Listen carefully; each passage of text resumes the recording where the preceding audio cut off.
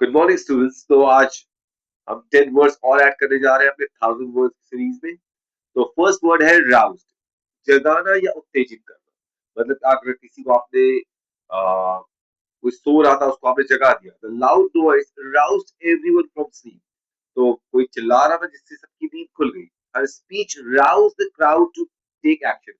और यहाँ पे किसी ने क्या किया, बहुत तेजी उसके स्पीच में वो दम था, उसने परसुएड किया, लोगों को इंस्पायर किया ताकि वो लोग किसी भी गलत चीज के खिलाफ एक्शन ले सके।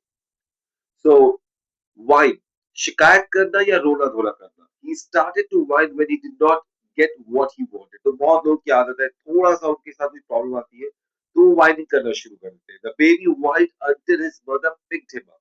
तो बच्चों को तो पता ही होता है कि रोज जैसे ही आप रोए, वो बच्चा रोया तो उसकी मदर या उसके पेरेंट्स जो भी है उनके साथ, वो उसको उठाने में मजबूर हो जाएगी, उसको खिलौना देने में मजबूर है, किसी टॉय के साथ अगर उसको इंटरेस्ट है तो 100% वाइनिंग कर करके वो अपनी चीजों को बनवा ही लेता है। अजो, बहुत शोर शराबा या हंगामा। There was a lot of ado about the new policy. So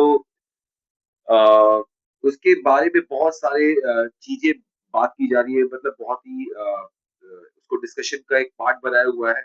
He made an ado over small issues, मतलब उसने उसपे हंगामा कर रखा है उस चीज के ऊपर। So there's a much ado about it, है ना? So नेक्स्ट वर्ड है कल्ट, पंथ या किसी व्यक्ति विचार को की अंधभक्ति। तो कल्ट क्या होते हैं, किसी पर्टिकुलर थॉट को वो फॉलो करे, तो दे आर कॉल्ड cult.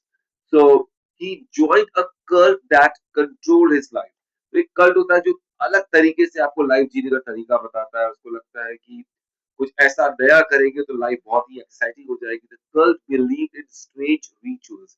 जैसे कि वो बोलते हैं कि नहीं, अगर हम किसी भी गॉड को ही मानना है तो हम कुछ अलग तरीके से कुछ करें तो उसमें बहुत ज्यादा इंटरेस्ट भी आएगा और हम बहुत जल्दी से चीजों को अचीव कर लेंगे।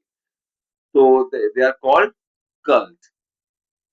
एंथ्रोपोजेनिक, मानव जात जनित, मानव द्वारा किए गए। तो एंथ्रोपोजेनिक का मतलब क्या होता है कि जो ह्यूमन एक्टिविटीज है उससे जब लोगों के ऊपर कोई असर आए या क्लाइमेट के ऊपर कोई असर आए, that is called anthropogenic. That's a very good word. Climate change is mainly anthropogenic. Anthropogenic activities harm the environment. तो जो भी ह्यूमन एक्टिविटीज है, जो भी हम करते हैं, उससे जो इम्पैक्ट आता है क्लाइमेट पे या किसी भी चीज पे, दैट इज कॉल्ड एंथ्रोपोजेनिक। तो आज जो हमारा पोल्यूशन हो रहा है, that can be called anthropogenic pollution. Extrication, किसी को मुश्किल स्थिति से निकालना, मतलब कहीं भी कोई फंस गया है, उसकी वो प्रॉब्लम से नहीं निकल पा रहा है, तो दैट इज, अगर उससे वो निकलने में कामयाब हो जाता है, that is called extrication. The fire fighters quick extrication save the driver. तो उन्होंने क्या किया, वो जो लोग फंसे हुए थे, जो ड्राइवर गाड़ी में फंस गया था, तो फायर फाइटर्स ने उसको एक्सट्रिकेट कर दिया। Extrication took time because the door was struck. तो उनको मुश्किल से बाहर निकालने में टाइम लगा क्योंकि दरवाजा बंद था। तो you would extricate from your problems as well, you can use in that manner as well. Cartel, गैर कानूनी संगठन या मिलीभगत। तो कोई ग्रुप होता है जो अपने इलीगल तरीके से कोई बिजनेस कर रहा है या कोई मोनोपोली बना रखी है, अगर कोई जाता है तो इलीगल तरीके से उस ट्रेड से बाहर करने की कोशिश करते हैं, वो that is called cartel. The police broke a drug cartel. अब देखिए यहाँ पे ड्रग से जुड़े हुए जो ग्रुप है उसको पुलिस ने पकड़ लिया। Cartels control the prices in illegal market. अब कार्टेल्स जो है वो जो पूरा एक ग्रुप है, वो प्राइस को कंट्रोल करता है इलीगल मार्केट में, क्योंकि वो अगर जिस प्राइस पे वो बोल रहे हैं, वो जो चीजें जो भी लीगल तरीके से वो बेच रहे हैं, वो उसी प्राइस पे ही बिकनी चाहिए। हेक्टर, लगातार डांटना या बुली करना। अब हेक्टर मतलब होता है आप किसी को उपदेश दे रहे हो कि यही करना पड़ेगा, that is called Hector. Don't Hector your brother every time. हमेशा अपने जो भाई को मत हेक्टर करो कि इसको यही करना है, या उसको डांटते रहो। She hates it when people hector her. मतलब उसको वो लोग जब उसको बताते हैं कि तुमको क्या करना है, तो या बुली करना भी हो सकता है जब आप किसी के अगेंस्ट जाके उसको कुछ बोलते हैं, दैट्स कॉल्ड हेक्टर, या उसको बार बोलते हैं कि यही करना पड़ेगा। सो हम लोग सभी लोग परेशान है, ऐसे कुछ लोग हमारी लाइफ में होते ही है। सो विसेरा आंतरिक अंग, the doctor check this viscera during surgery. Accident damaged his abdominal viscera. तो हमारे इंटरनल ऑर्गन्स जो होते हैं, जैसे हमारे लंग्स है, किडनी है, so they are called viscera.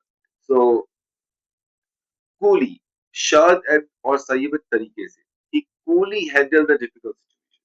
She replied coolly without showing any anger। तो ये सबसे अच्छा तरीका है लोगों को हैंडल करने का। अगर आपको कोई गुस्सा आ रहा है तो आप उसको कूली तरीके से आप उसको हैंडल कीजिए। तो coolie handle the difficult situation, आप दिमाग को शांत रखिए और उसको हैंडल करिए।